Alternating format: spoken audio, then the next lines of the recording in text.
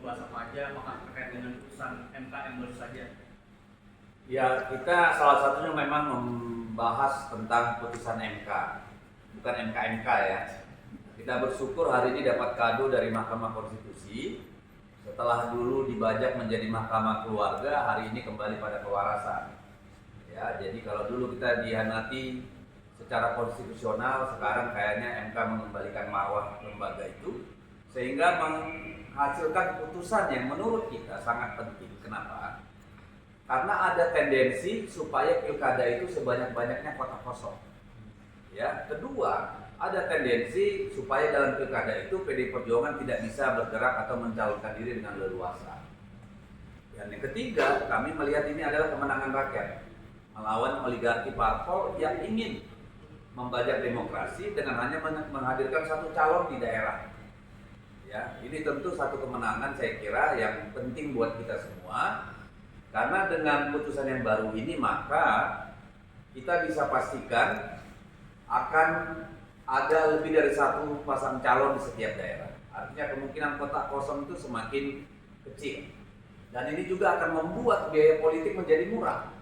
Karena apa? Tentu partai-partai akan dipaksa untuk memilih pasangan calon terbaik, bukan pasangan calon yang bisa beli atau bayar mahal dari partai-partai politik.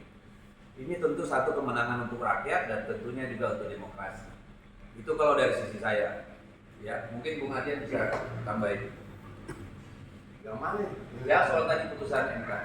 Apa Pak? Seberapa mungkin Mas? Siapa aja kan? Apakah ini juga seperti apa?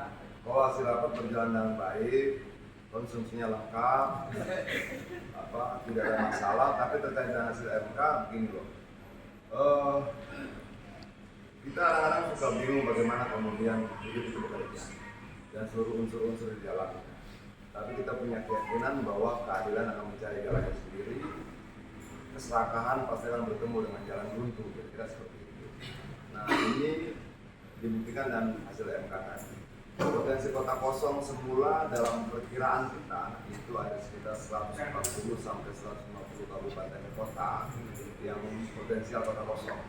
Tapi dengan perubahan keputusan MK ini, maka besaran kota kosong itu akan sangat berkurang drastis. Artinya bahwa akan banyak suara rakyat yang terselamatkan ya, karena hitungannya tidak cuma berdasarkan komposisi kursi saja, tapi komposisi perolehan suara, sehingga partai-partai yang tidak memiliki wakil DPR juga berpotensi untuk bisa mengajukan ya. Tapi ini nanti secara hukum bisa dilakukan sama Pak Roni detailnya. Tapi bacaan sementara kita seperti itu.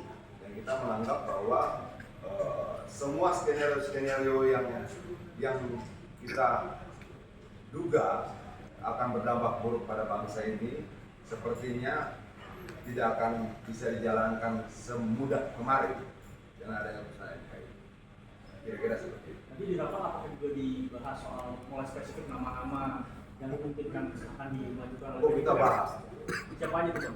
Banyak sekali.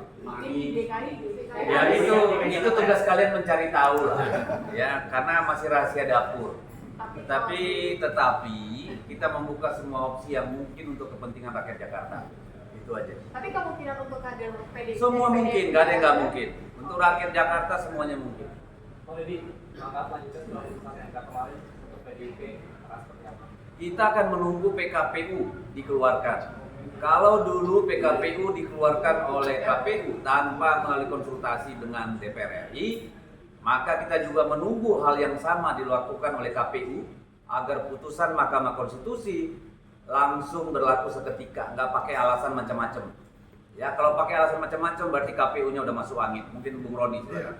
Tapi kalau kemungkinan nanti ya ini akan direalisasikan di tahun 2029 bagaimana? Ya, tentunya kan putusan MK dalam hal ini itu berlaku sejak dibacakan putusan tersebut. Jadi tidak mengurangi apabila adanya konsultasi antara KPU dengan DPR RI.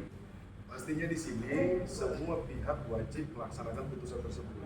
Sudah sangat jelas dalam putusannya komprehensif dan kami dari PDI Perjuangan melihat bahwa ini adalah putusan yang progresif. Yang melihat bagaimana aspirasi suara rakyat supaya tidak terbuang. Dalam hal ini, kami PDI Perjuangan menyatakan bahwa kami siap berkoalisi dengan rakyat dalam pilkada serentak ini. Jadi semua putusan yang sudah kami pelajari, putusan 60 maupun 70, sekali lagi kami menghormati dan kami mendukung penuh. Kami memberikan apresiasi kepada hakim Mahkamah Konstitusi. Bang, dengan adanya Kenapa? Kalau Mas Anies nggak ada? Wah, sabarlah. Orang sabar dikasihani Tuhan. Sabar dulu. Kapan nama-nama itu akan diumumkan? Membuat PDIP bisa mengusung calon sendiri tanpa dukungan partai politik lain. Nah, kalau Bang Deddy sendiri dan jajaran PDIP, Bang Adian dan RT melihat lebih mana PDIP mengusung sendirian atau dengan partai politik lain? Gitu? Dalam konteks politik Indonesia, tentu kalau bisa gotong royong jauh lebih bagus. Kan begitu. Tapi kan kita juga harus berpikir politik pasca pemilihan. Kan berteman dengan sebanyak-banyaknya orang jauh lebih baik. Tapi kalau tidak ada yang berkenan untuk bersama-sama dengan kita, kami juga siap sendirian. Kita akan berkoalisi dengan rakyat, itu aja. Karena rakyat Jakarta ingin ini demokrasi dijaga dan diberikan menu memilih pilihan lebih dari satu. Ini kan cuma oligarki politik aja yang pengen cuma satu, kota kosong, kan kira-kira seperti itu. Tapi ya dengan putusan MK itu ya mudah-mudahan ada pasangan lain selain yang didukung oleh penguasa, dan kami pastikan PDI Perjuangan akan berlayar untuk rakyat Jakarta. Untuk waktunya diumumkan kapan? Paling lambat sebelum 29 berakhir. Dan kami mendesak KPU untuk segera merevisi PKPU-nya. Ya. Karena katanya masih mau konsultasi sama DPR. Ya silakan, tapi kalau belajar dari putusan MK terdahulu yang putusan 90, ya kalau di sana dia bisa tanpa melakukan konsultasi, ya silakan.